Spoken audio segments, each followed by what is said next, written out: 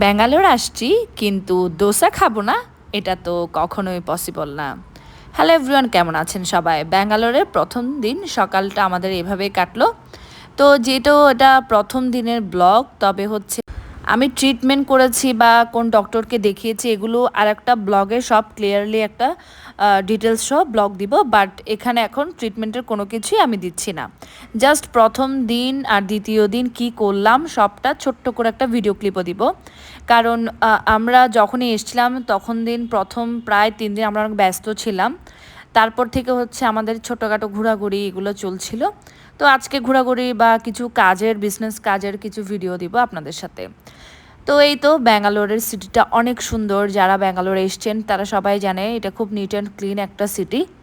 তো ব্যাঙ্গালোর যেখানে যাচ্ছে সেখানে রাস্তার পাশে এই যে মন্দিরগুলো এগুলো সবসময় আমার চোখে পড়ে, আমার বেশ ভালো লাগে। কারণ রাস্তার পাশে খুব সুন্দর করে বড় বড় মূর্তিগুলো থাকে, কাজ করা থাকে, সত্যি দেখলেও তো মনটা ভরে যায়। ব্যাঙ্গালোর সিটির কথা কি বলবো, যেখানে যাচ্ছে চোখ জুড়িয়ে যাচ্ছে, আর এত নিট অ্যান্ড ক্লিন। আর এখানে হয়তো একটু ট্রাফিকটা বেশি, কারণ এখানের যানজট তেমন একটা থাকে না, কিন্তু ট্রাফিকটা বেশি পড়ে কারণ গাড়িও বেশি, সব মানুষও বেশি, এই কারণে ট্রাফিকটা বেশি হয় না। আদারওয়াইজ কিন্তু এখানকার রাস্তাঘাট সব কিছু খুবই ভালো। আর এখানকার মানুষের বিহেভিয়ারও খুব ভালো, যেহেতু এখানে প্রায় বাংলাদেশের মানুষ আসে ঘুরতে। তো সবাই আসলে বুঝে বাংলাদেশের মানুষগুলো কেমন বা ওদের সাথে কিভাবে বিহেভিয়ার করতে হয়। তো এই তো ওখানে অনেক সুন্দর সুন্দর এই যে কাচের বয়মগুলো দেখেছিলাম, আসলে এগুলো খুব নিতে ইচ্ছা হচ্ছিল। বাট আমাদের তো একটা ওয়েট থাকে আসার ফ্লাইটের, তো ওই ওয়েটে তো আসলে হবে না। যার কারণে আমি চাইলেও আসলে এগুলো নিতে পারছিলাম না, কিন্তু আমার চোখ বারবার কিন্তু সুন্দর এই পটগুলোর দিকে যাচ্ছিল মাটির। তো আমার কিছু বিজনেসের কাজ ছিল, আমি বিজনেসের কাজটা শেষ করার জন্য প্রায় হসপিটাল থেকে অনেকটা দূরে, প্রায় 2-2.5 ঘন্টার রাস্তা বলা চলে। তো আমার পরিচিত সব আছে যেখান থেকে আমি সব সময় সাউথ ইন্ডিয়ান জুয়েলারিগুলো নিয়ে যাই। তো অনেকে আমাকে বলে যে রাস্তাঘাট বা অন্য কোনো কিছু থেকে আনি কি না জুয়েলারি। তো তাদের জন্য হচ্ছে আজকের ভিডিওটা। এই যে প্রিমিয়াম কোয়ালিটি এগুলো সব হচ্ছে সুপার শপ থেকে নেওয়া। এগুলো হচ্ছে মানে একেবারে খুব ভালো কোয়ালিটি সেট। এগুলো রোডেও আছে, রোডের সেট আর এই যে ভিতরের সেটের মধ্যে অনেক পার্থক্য আছে। তো এই যে খুব সুন্দর সুন্দর জুয়েলারিগুলো আপনাদের জন্য নিয়ে আসতেছি, আপনারা একটু ওয়েট করেন।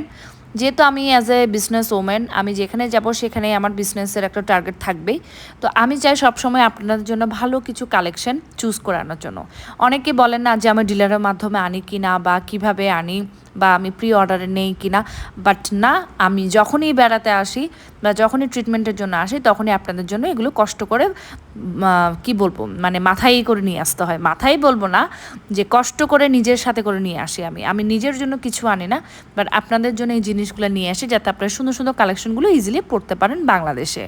তো এই জন্য অনেকে আমাকে বলে যে দিদি প্রাইস কমানোর জন্য, বাট দেখেন এখন অলরেডি ইন্ডিয়ান প্রাইস 100 টাকার, আমাদের বাংলাদেশের 100 টাকা আর ইন্ডিয়াতে পড়ছে 68 টাকা। তো এবার ভাবেন কি পরিমাণ অবস্থা খারাপ টাকার মানের। তো তারপর আসলে আমাদের আসতে হচ্ছে, তারপরে নিতে হচ্ছে, কিচ্ছু করার নাই, আপনাদের জন্য কালেকশন নিবই। তো এভাবে হচ্ছে আপনাদের রেটটা ধরা হবে 68 টাকা করে। তো আপনারা অনেকে বলেন যে দাম কমান, কিন্তু আমি যে পরিশ্রমগুলো করি, এভাবে বেছে বেছে নিয়ে আসি খুঁজে খুঁজে, যে পরিশ্রমগুলো আপনাদের জন্য করি এগুলো আসলে কেউ করে কিনা আমি জানি না, বাট সেই অনুযায়ী আমি কিন্তু কোনো দাম নেই না। তো আমি আসলে খুশির ছলেই কিন্তু এই বিজনেসটা করছি। অনেকেই আসলে বলবেন, তো অনেক দূরে একদম, মানে হসপিটাল থেকে মেন সিটিতে আসতে প্রায় 2-2.5 ঘন্টার রাস্তা। মানে যেতে যেতে আমাদের অর্ধেক টাইম হয়ে গেছে, মানে মনে হচ্ছে যে অনেক দূর, আসলে অনেক দূর। এই জিনিসগুলোর আসলে হদিশ আসলে কেউ কখনোই পাবে না। আমি আসলে অনেক আগে থেকে আসতেছি, যার কারণে আমার একটা আইডিয়া আছে বলে আমি নিয়ে যাচ্ছি আপনাদের জন্য। তো চোখ রাখবেন, আশা করি আপনারা সুন্দর সুন্দর কালেকশনগুলো তাড়াতাড়ি অর্ডার করে ফেলবেন।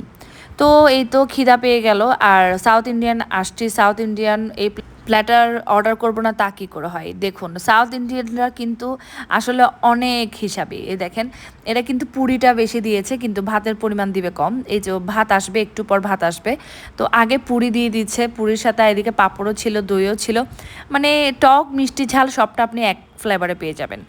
তো অনেক আসলে ইচ্ছে হচ্ছিল যে ফালুদা খাবো। এই দোকানটা দেখে আসলে দাঁড়িয়ে গেলাম। প্রত্যেকবার আমি যখনই আসি এই শপটাতে আসি, এই শপটাতেই ডিনারও করি। আর সাথে হচ্ছে এটার ফালুদাটা আমি ট্রাই করি, কারণ এখানে ফালুদাটা বেস্ট মানে বেস্ট। তো এখানে যারাই আসে আসলে এই হোটেলটার নাম অনেকে জানবে। আমি এই হোটেলটার নাম হচ্ছে রাঘবেন্দ্র। তো অনেকেই আসে এই হোটেলটাতে। এটা খুবই ফেমাস একটা হোটেল। তো এখান থেকে ফালুদা আমি অর্ডার করি অনলি 90 টাকা। 90 টাকায় এত মজার একটা ফালুদা ছিল। আর এখানে দেখলাম খুব সুন্দর একটা মসজিদ, আর এখানে উৎসব চলছিল, তো জিনিসটা দেখে একটা ছোট ভিডিও ক্লিপ করে নিলাম। সাথে এই যে সুন্দর একটা শপ দেখলাম, এখানেও খুব সুন্দর জুয়েলারি সেল করছিল। বা এটা পাইকারি না, এটা খুচরো ছিল, এটা দাম অনেক বেশি ছিল। তো এই তো আজকে ব্লগটা এখানেই শেষ করব। বৃষ্টি পড়ছিল, ব্যাঙ্গালোরের বৃষ্টিও পেয়ে গেলাম। তো বৃষ্টি উপভোগ করতে করতে আমরা এখন আবার চলে যাব আমাদের গন্তব্যস্থল নারায়ণাতে। নারায়ণের পাশে হচ্ছে আমাদের হোটেল। আর অনেকে জিজ্ঞেস করছে যে নারায়ণাতে আমরা কোথায় উঠেছি, কোথায় খাচ্ছি, কারণ এখানে তো সব কিছু সাউথ ইন্ডিয়ান, বাংলা খাবার একদমই নেই। তো এটারও ব্লগ খুব তাড়াতাড়ি আসবে, একটু সময় লাগছে, কারণ আমি তো ট্রিটমেন্টের পারপাসে আসছি। ট্রিটমেন্টগুলো আমার আসলে রিপোর্ট অনেকগুলো খারাপও আসছে, তো যার কারণে ওই টেনশনের মধ্যে আছি। তো সবাই একটু প্রে করবেন। আজকে এই পর্যন্ত। ওই যে কি দেখা যায় বলেন তো, খুব সুন্দর একটা রংধনু দেখা যাচ্ছে। তো এত আসলে গাড়ি ছিল যার কারণে রংধনুটা ক্যাপচার করতেই পারলাম না ভালো মতো করে। তো এই তো বাই বাই, আজকে ভালো থাকবেন, এখানে রাখছি। সবাই চোখ রাখবেন পেজে, সুন্দর সুন্দর ব্লগ আসবে। আর আপনাদের সহায়তা হয় মতো এমন কিছু ব্লগ দেওয়ার চেষ্টা করব। তো সবাই ভালো থাকবেন, আমাদের অনেক অনেক আশীর্বাদ করবেন, আমরা যাতে সেফলি এখান থেকে বাংলাদেশ পৌঁছে যেতে পারি। আর বাংলাদেশ পৌঁছানোর আগে আমরা কোথায় যাচ্ছি না যাচ্ছি সব ব্লগে থাকবে। তো চোখ রাখতে হবে রুদ্র ফ্যাশন পেজে। তো সবাই ভালোবাসা নেবেন, অনেক অনেক ধন্যবাদ।